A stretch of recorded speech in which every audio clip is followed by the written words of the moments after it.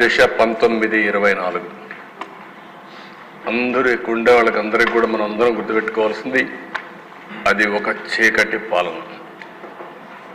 ఎమర్జెన్సీలో కూడా ఏ కొద్ది మందో సఫర్ అయి ఉంటారేమో కానీ మానసికంగా శారీరకంగా మనో బాధలను అనుభవించి చాలా ఇదయ్యారు.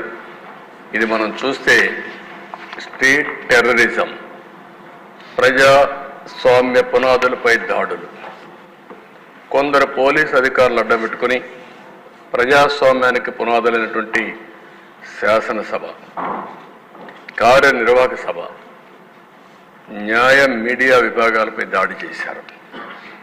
ఇదే హౌస్లో నేనున్నాను. వాళ్ళు చేసినటువంటి దౌర్జన్యాలు కానీ గౌరవ సభ్యులపైన దాడులు కానీ కడాన దిశ ఎన్ని విధాల మాట్లాడాలో మానసికంగా వేధిస్తే ఇదే హౌస్ నుంచి నేను బయట వెళ్ళాను. ఆ రోజే నేను చెప్పాను, మళ్ళీ ఈ హౌస్ని గౌరవ సభ చేసిన తర్వాతనే అడుగు పెడతానన్నా. ప్రజలు విశ్వసించారు. మళ్ళీ ఒక విక్టోరియస్ హిస్టారికల్ విక్టరీతో ఈ హౌస్కి వచ్చాం. అధ్యక్ష, ఆ రోజు నేను చూశాను, కౌన్సిల్లో బిల్లు వెళ్ళింది, రాజధాని 3 రాజధానుల బిల్లు వెళ్ళింది.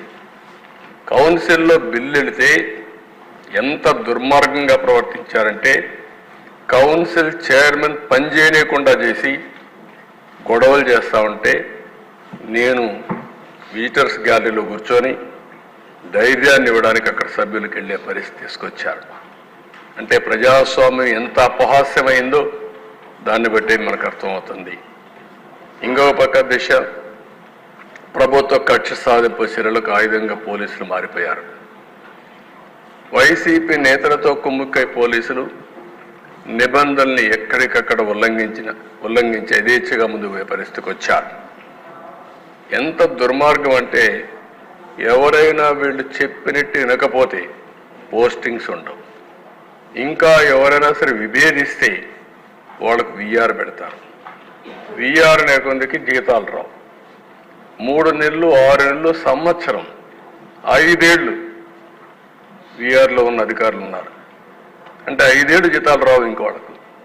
ఇలాంటి వేధింపులు చేసి ఏ విధంగా నయానా భయానా అన్ని ప్రయోగాలు చేసి పోలీసు వ్యవస్థని పూర్తిగా విధ్వంసం చేసే పరిస్థితికి వచ్చారు.